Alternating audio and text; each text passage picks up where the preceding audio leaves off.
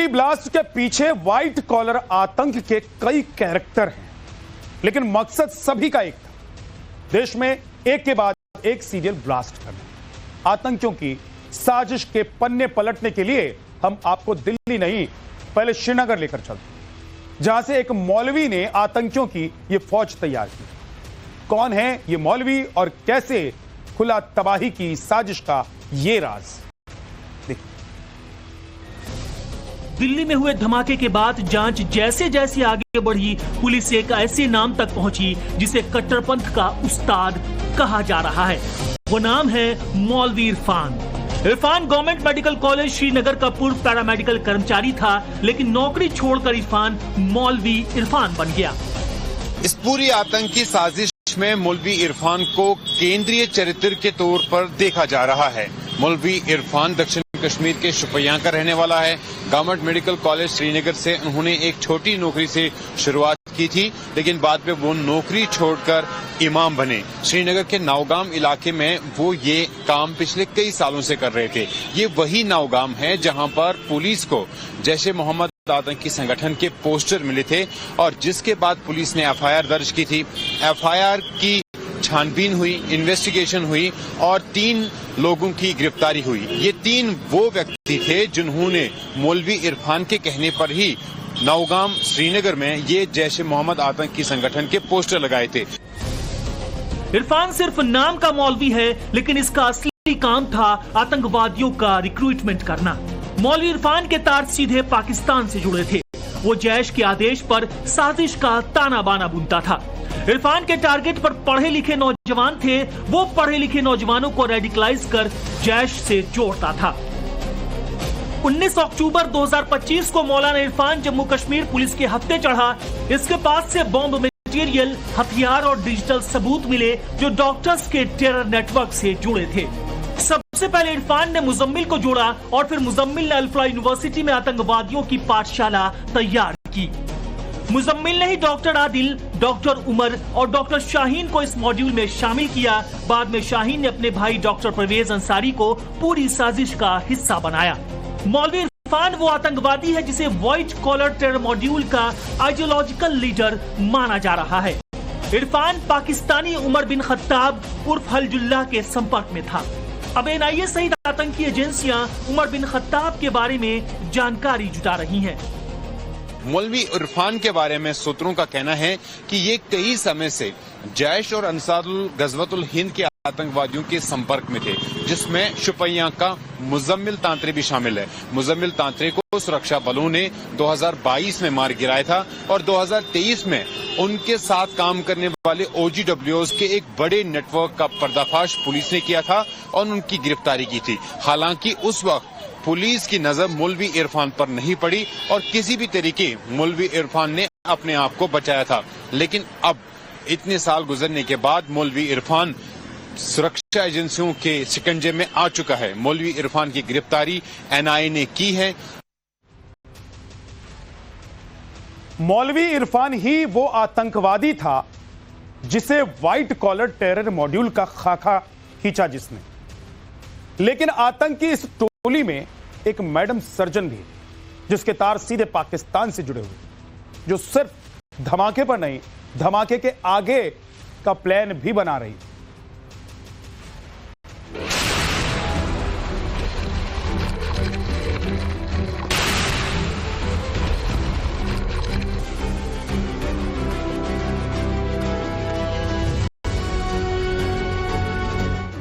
White collar module की madam surgeon.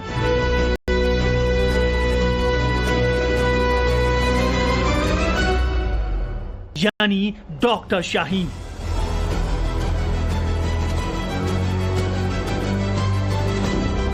इसकी आतंकी साजिश का अब पूरा पर्दाफाश हो चुका है।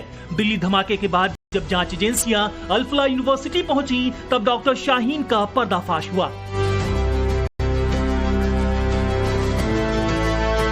शाहीन की कार से विस्फोटक लाया जाता था। उसकी कार से AK-47 राइफल भी बरामद हुई थी। लखनऊ की रहने वाली डॉक्टर शाहीन अल्फा यूनिवर्सिटी में प्रोफेसर थी, लेकिन बच्चों का पढ़ाना छोड़कर वो बड़े धमाके की साजिश रच रही थी। अल्फला यूनिवर्सिटी की बिल्डिंग नंबर 17 का कमरा नंबर 13 आतंकियों की साजिश का केंद्र था। उमर और मुजम्मिल के साथ शाहीन इसी कमरे में धमाकों का ब्लूप्रिंट तैयार करती थी। लखनऊ की रहने वाली डॉक्टर शाहीन उर्फ मैडम सर्जन को लेकर रोज नए खुलासे हो रहे हैं। एजेंसियों की माने तो इस मॉड्यूल में डॉक्टर शाहीन उर्फ मैडम सर्जन के पास दो बड़ी जिम्मेदारियां थी। पहली जिम्मेदारी थी फंड इकट्ठा करने की और दूसरी मुस्लिम महिलाओं को इस टेरर मॉड्यूल से जोड़ने की। सूत्रों का दावा है कि इसके लिए बाकायदा शाहीन ने एक प्लान भी तैयार किया हुआ था। इस प्लान के तहत उसे सहारनपुर में एक मिनी रिक्रूटमेंट कमांड सेंटर खोलना था। शाहीन को आतंकवादी संगठन जैश ने महिलाओं की आतंकी ब्रिगेड तैयार करने की जिम्मेदारी दी थी। शाहीन को पाकिस्तान से आकाओं के फोन आते थे। फोन पर आदेश दिया जाता था, डॉक्टरों को आतंकी बनाओ, कश्मीर जैसा मॉड्यूल तैयार करो, यूपी के डॉक्टरों का ब्रेन वॉश करो, मुस्लिम डॉक्टर्स को टारगेट करो, यूपी में बड़े धमाके का प्लान करो, लखनऊ सहारनपुर में नजर रखो। डॉक्टर शाहीन फिदाइन हमले से जुड़े आतंकी मॉड्यूल की एक कड़ी है। शाहीन लखनऊ की रहने वाली है। उसने प्रयागराज से एमबीबीएस और एमडी की पढ़ाई की। इसके बाद वो king George medical college Lucknow में लेक्चरर बनी। फिर गणेश शंकर विद्यार्थी मेमोरियल मेडिकल कॉलेज कानपुर में फार्माकोलॉजी विभाग की हेड का जिम्मा संभाला और भी कन्नौज मेडिकल कॉलेज होते हुए अल्फला यूनिवर्सिटी पहुंची। व्हाइट कॉलर मॉड्यूल में डॉक्टर शाहीन की अहम भूमिका थी। डॉक्टर शाहीन शाहिद आतंक के गैंग में मैडम सर्जन के नाम से मशहूर थी। शाहीन ने ही आतंकी फंडिंग में मुख्य भूमिका निभाई। फंडिंग के जरिए करीब 20 लाख रुपए जुटाए, गरीब महिलाओं लड़कियों को जैश की महिला विंग से जोड़ा और आतंकी साजिश में भाई डॉक्टर परवेज को भी शामिल किया।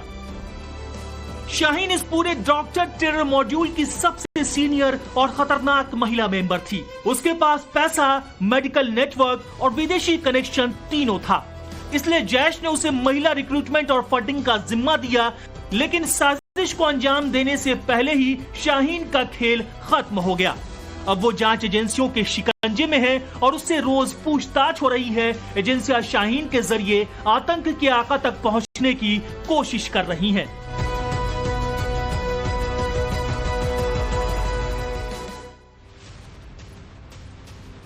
डॉक्टर अदील ये वो आतंकवादी है जिसकी गिरफ्तारी से ही व्हाइट कॉलर टेरर मॉड्यूल का पर्दाफाश हुआ।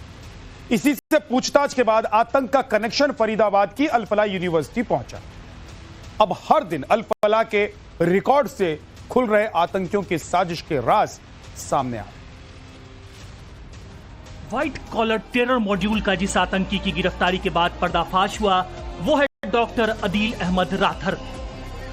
डॉक्टर अदील का नाम सबसे पहले मौलवी इरफान ने लिया था, जिसके बाद जम्मू कश्मीर पुलिस ने सहारनपुर से डॉक्टर अदील को गिरफ्तार किया। अदील को मौलवी इरफान ने रेडिकलाइजेशन के लिए सहारनपुर भेजा था। अदील की निशानदेही पर डॉक्टर मुजम्मिल और शाहीन की गिरफ्तारी हुई। आतंकी अदील 5 अक्टूबर को एक शादी समारोह में पुलवामा हमले के आतंकवादी मुजम्मिल के संपर्क में आया।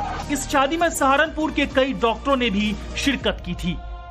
अब तक की जांच में पता चला है कि डॉक्टर आदिल एजीएच और जैश-ए-मोहम्मद के व्हाइट कॉलर टेरर मॉड्यूल का हिस्सा थे, जिसमें 3 डॉक्टर शामिल थे। उन्होंने सहारनपुर से फरीदाबाद के अल-फला यूनिवर्सिटी की तर्ज पर एक नया बेस बनाने की योजना बनाई थी, जिसका टारगेट था दिल्ली, हरियाणा, पंजाब, हिमाचल और उत्तराखंड। जम्मू कश्मीर स्थित उनके कमरे और उनकी निशानदेही पे काफी मात्रा में विस्फोटक सामग्री और AK-47 जैसी राइफलें बरामद हुई हैं। वे डॉक्टर शाहीन शाहिद परवेज की सिस्टर के बैकअप भी दे रहे थे और हाल ही में एक महिला डॉक्टर से उन्होंने विवाह भी किया था।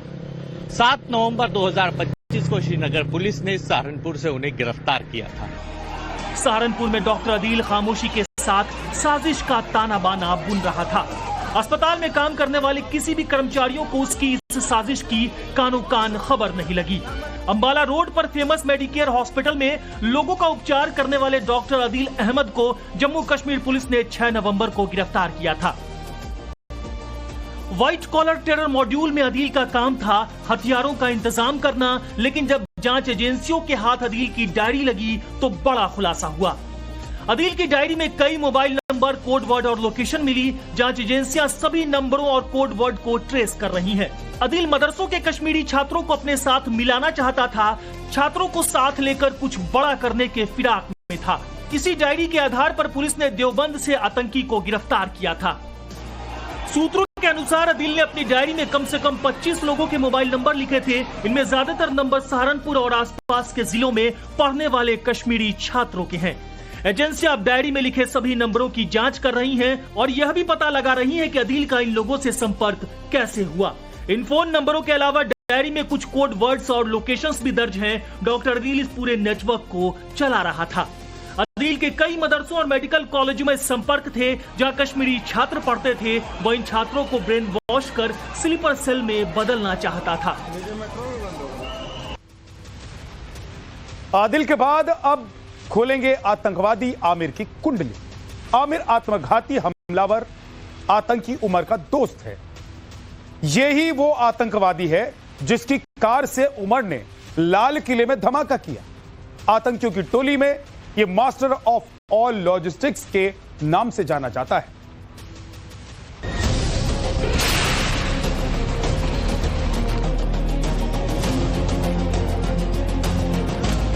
दिल्ली ब्लास्ट की कड़ी जैसे जैसे खुल रही है, कई किरदारों के राज भी खुलते जा रहे हैं। इन्हीं में से एक है आतंकवादी आमिर रशीद। आतंकी आमिर दिल्ली ब्लास्ट के आत्मघाती हमलावर उमर का बेहद करीबी दोस्त बताया जाता है। कश्मीर का रहने वाला आमिर सीधे डॉक्टर उमर के संपर्क में था। आमिर की जिम्मेदारी थी आतंकी मॉड्यूल के लिए लॉजिस्टिक मुहैया करवाना। जिस I-20 कार से लाल किला के पास ब्लास्ट हुआ था, उसका इंतजाम भी आतंकवादी आमिर ने ही किया था। इस आतंकी ब्रिगेड में आतंकी आमिर को लॉजिस्टिक मास्टर कहा जाता था। I-20 कार से लेकर पूरे लॉजिस्टिक का इंतजाम करना इसके कंधों पर था। कुल मिलाकर फिदायीन आतंकी डॉक्टर उमर की सप्लाई लाइन था आतंकवादी आमिर रशीद।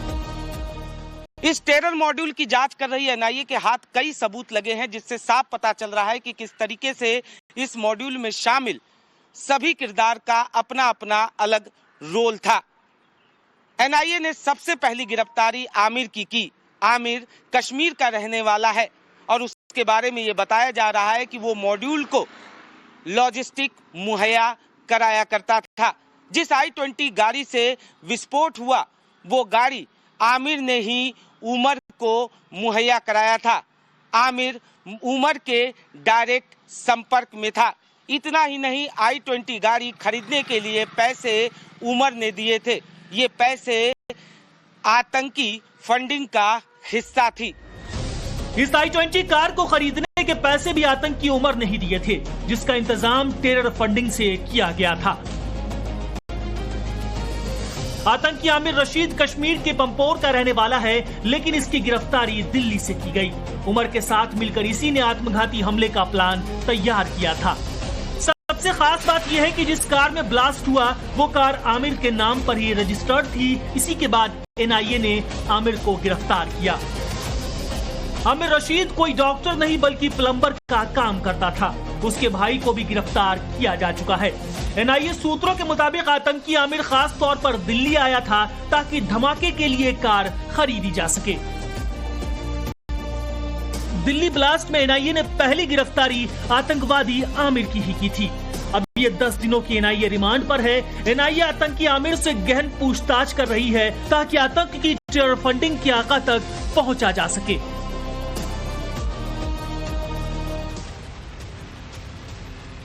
जिस चक्की का इस्तेमाल आटा और मसाला पीसने के लिए होता है, उसी चक्की में आतंकी मुजम्मिल बारूद पीस रहा था, बड़े धमाके की तैयारी कर रहा था। और यह सब हो रहा था अल फलाह यूनिवर्सिटी से चंद कदम की दूरी। यह वही आतंकवादी है जिसकी नौकरी अल फलाह में उसकी माशुका शाहीन ने लगवाई हुई।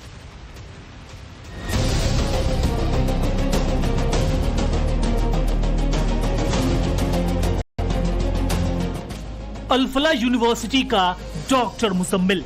कश्मीर से गिरफ्तार मौलवी इरफान ने अदील का नाम लिया था और अदील ने जिसका नाम लिया वो था आतंकी डॉक्टर मुजम्मिल।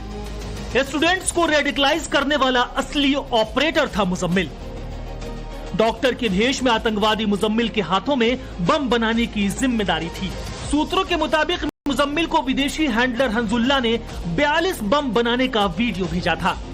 इन्हीं को देखकर वो भारत में बड़े धमाके की तैयारी में जुटा था। मुजम्मिल आतंकी मॉड्यूल में इस्तेमाल होने वाले एक्सप्लोसिव के स्टोरेज के इंतजाम में लगा हुआ था। इस पूरे मॉड्यूल का सबसे अहम किरदार डॉक्टर मुजम्मिल, जिसका काम था रेडिकलाइज करना। अल फलाह यूनिवर्सिटी के कई स्टूडेंट जो थे वो डॉक्टर मुजम्मिल के निशाने पर थे। डॉक्टर मुजम्मिल का काम न सिर्फ रेडिकलाइज करना था, बल्कि उसका काम था विस्फोटक का ट्रांसपोर्टेशन करना, और साथ ही साथ विस्फोटक को एक सही और सुरक्षित जगह पर रखना। जिस चक्की से आप और हम आटा पीसते हैं, उसी चक्की से आतंकी डॉक्टर मुजम्मिल विस्फोटक पीस रहा था। ये वही अमोनियम नाइट्रेट है जिससे लाल किला के बाहर आतंकी उमर ने कार ब्लास्ट किया था। आतंकी मुजम्मिल ने यूरिया को और बाकी जो विस्फोटक सामग्री है उसको पीसने के लिए ग्राइंडर मशीन का इस्तेमाल किया था। इन ग्राइंडर मशीन को वो अपने किराए के मकान में भी ले आया था, जो मुजम्मिल ने किराए पे लिया था। और ठीक अल फलाह यूनिवर्सिटी से महज 500 की दूरी पे ये जो आपको मकान नजर आ रहा है, जिसके ऊपर बाकायदा निशान बना हुआ है, और इसको अभी आपको सील नजर आएगा। ये जो ताला है ये आपको यहाँ पर नजर आएगा। इसके अलावा देखिए यहाँ पर इस पूरे दरवाजे को बंद करके यहाँ पर सील किया गया है। इसी 15 नंबर जो कमरा है इसमें जो है वो लेकर आया करता था, और यहीं पे उसको बाकायदा जो है वो उन यूरिया को, बाकी जो विस्फोटक सामग्री है उसको बाकायदा वो पीसा करता था, और उसके बाद उसको यहाँ से स्टोर किया करता था। एनआईए की टीम जब फरीदाबाद के धौज गांव पहुंची तो उसके हाथ एक आटा चक्की लगी। ये वही धौज गांव है जहां आतंकी डॉक्टर मुजम्मिल किराए पर रहता था, और ये वही चक्की है जिससे आतंकी मुजम्मिल विस्फोटक पीसता था। सूत्रों की माने तो मुजम्मिल कमरे में विस्फोटक को आटा चक्की में पीस कर पहले बारीक करता था, फिर इलेक्ट्रिकल मशीन से रिफाइन कर इकट्ठा करता था, साथ ही केमिकल तैयार करता था। यानी धमाकों का बम बारूद यही तैयार हो रहा था। अल फलाह यूनिवर्सिटी की बिल्डिंग नंबर 17 आतंकियों का मीटिंग पॉइंट थी। बिल्डिंग नंबर 17 के 2 कमरों में दिल्ली बम धमाके की साजिश रची गई थी। सूत्रों के मुताबिक 13 नंबर कमरा आतंकी मुजम्मिल अहमद गनई का था। इसी कमरे में वह दूसरे आतंकी डॉक्टर्स के साथ सीक्रेट मीटिंग किया करता था। अल फलाह यूनिवर्सिटी के कैंपस के अंदर डॉक्टर उमर का कमरा नंबर 4 था। यहाँ भी आतंकियों की मीटिंग होती थी। यूनिवर्सिटी के लैब से कुछ केमिकल किसी तरह यूनिवर्सिटी के बाहर मुजम्मिल के कमरे तक ले जाए गए। सब इसी 13 नंबर कमरे में तय होता था। इसी से कुछ मिनट की दूरी पर मुजम्मिल ने अपना ठिकाना बना रखा था, जहां से विस्फोटक और हथियार मिले थे, और यहीं से मिली है वो चक्की जिससे मुजम्मिल अमोनियम नाइट्रेट पीसता था।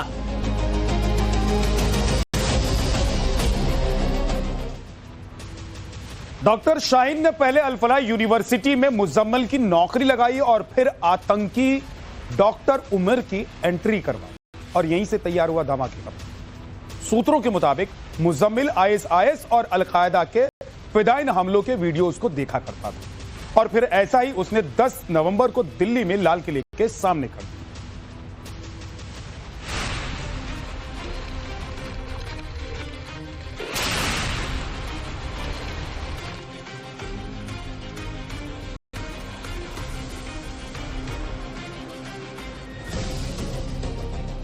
नवंबर 2025, समय शाम के 6:52। लाल किले के पास कार में एक धमाका होता है। लोग इधर उधर भागने लगते हैं। धमाका इतना जोरदार था कि लोगों को समझने में देर नहीं लगी कि यह आतंकवादी हमला हो सकता है। इसी कार में मौजूद था फिदायीन आतंकवादी डॉक्टर उमर। जैसे जैसे जांच आगे बढ़ी, आतंकी साजिश की परतें खुलती चली गईं। आतंकी उमर पेशे से डॉक्टर था। इस आतंकी मॉड्यूल में यही डॉक्टर था जिसे केमिकल की सबसे ज्यादा जानकारी थी, और अमोनिया नाइट्रेट से बम बनाने की ट्रेनिंग इसी ने ली थी। आतंकी उमर फरीदाबाद के अल फलाह यूनिवर्सिटी में असिस्टेंट प्रोफेसर था। धमाके वाले दिन वो 11 घंटे तक सड़क पर घूमता रहा। सुबह 7:30 पर उसकी कार फरीदाबाद के एशियन अस्पताल के बाहर दिखाई दी। 8:13 पर वो बदरपुर टोल से दिल्ली में दाखिल हुआ। 8:20 पर उसे ओखला के पेट्रोल पंप के पास देखा गया। इसके बाद 3:19 पर वो लाल किला परिसर परिसर पहुंचा और सुनहरी मस्जिद पार्किंग में एंटर हुआ। शाम 6:28 पर उसकी कार पार्किंग से मेट्रो गेट नंबर 1 के लिए निकली और फिर 6:52 पर चलती कार में हुए धमाके ने पूरी दिल्ली को हिलाकर रख दिया। डीएनए सैंपल से कंफर्म हो गया कि आतंकी उमर ही इस कार को चला रहा था। इसके बाद जांच एजेंसियां फौरन एक्टिव हुई और अल-फलाह यूनिवर्सिटी पहुंच गई, जहां मिली उमर की डायरी से कई और चौंकाने वाले खुलासे हुए। ये डायरी आतंकी उमर और मुजम्मिल की थी। डायरी में कोड वर्ड्स का इस्तेमाल किया गया था। डायरी में धमाके की पूरी प्लानिंग थी। डायरी के साथ नोटबुक भी बरामद हुई। रूम नंबर 13 और 4 से डायरी बरामद की गई। डायरी में कई बार ऑपरेशन शब्द का इस्तेमाल किया गया था। आतंकियों के स्लीपर सेल का नाम भी डायरी में मिला है। डायरी में नाम, फोन नंबर और तारीखें भी दर्ज हैं और 25 से 30 लोगों के नाम भी डायरी में दर्ज हैं। ब्लास्ट की जांच के बीच उसकी 1 मिनट 20 सेकंड की सेल्फ रिकॉर्डेड क्लिप भी सामने आई। ये वीडियो पुराना है, लेकिन इससे साफ है कि वो किस कदर हाईली रेडिकलाइज था। आतंकी उमर के तार सिर्फ अल-फलाह यूनिवर्सिटी से कनेक्ट नहीं थे। सूत्रों के मुताबिक उसके पाकिस्तान, तुर्की और सीरिया से कनेक्शन के सबूत भी मिले हैं। आतंकवादियों की प्लानिंग हमास स्टाइल में हमले की थी और इसका मुख्य किरदार था आतंकवादी जसीर बिलाल वानी उर्फ दानिश। इसका प्लान ड्रोन में बम लगाकर भीड़ भाड़ वाले इलाकों को दहला देने का। काली जैकेट, मुंह पर काला कपड़ा, यह आत्मघाती उमर का बमबाज यार आतंकी दानिश है। आतंकी दानिश उमर के साथ मिलकर बहुत बड़े हमले की साजिश रच रहा था। दिल्ली के लाल किला धमाके की जांच जब एनआईए कर रही थी तो उसे 20 साल के एक ऐसे नौजवान का पता लगा जो कि इस पूरे मॉड्यूल का टेक्निकल माइंड हो सकता था। 20 साल का जसीर वानी जो कि कॉलेज में पढ़ता है, उसे पहले जम्मू कश्मीर पुलिस ने उठाया और बाद में एनआईए उसे गिरफ्तार करके दिल्ली लेकर आई। ये वो दूसरा शख्स था जिसे लाल किला धमाके मामले में गिरफ्तार किया गया। एनआईए ने दावा किया है कि जसीर बिलाल वानी, जो दिखता सिर्फ 20 साल का है, लेकिन वो डॉक्टर आदिल के संपर्क में था और वो ड्रोन्स को मॉडिफाई करके हमला करने की फिराक में था। इसके अलावा वो रॉकेट भी तैयार कर रहा था, जिसका अगला लक्ष्य कार ड्रोन धमाके के बाद रॉकेट के जरिए लोगों में आतंक फैलाने का था। फिलहाल वो एनआईए की कस्टडी में है और एनआईए उससे लगातार पूछताछ कर रही है। दानिश कश्मीर में आतंकी डॉक्टर आदिल और डॉक्टर मुजम्मिल का पड़ोसी था और पेशे से एक ड्राई फ्रूट विक्रेता था। लेकिन ड्राई फ्रूट बेचने की आड़ में वो आतंक की बहुत बड़ी साजिश रच रहा था। जब आतंकी दानिश से पूछताछ हुई तो आतंक की खौफनाक साजिश की पूरी फाइल खुल गई। आतंकी दानिश को श्रीनगर से गिरफ्तार किया गया था। जब एनआईए ने दानिश से कड़ी पूछताछ की तो उसने कई चौंकाने वाले खुलासे किए। सूत्रों के मुताबिक दानिश हमास जैसे हमले की साजिश रच रहा था। आतंकी हमले के लिए ड्रोन तैयार कर रहा था। छोटे ड्रोन बनाने का भी पूछताछ में खुलासा हुआ। आतंकवादी ड्रोन को मॉडिफाई कर रहे थे ताकि सटीक हमला किया जा सके। ड्रोन में कैमरा और बैटरी लगाने की तैयारी थी। हमले के लिए छोटे बम भी बनाने की तैयारी थी।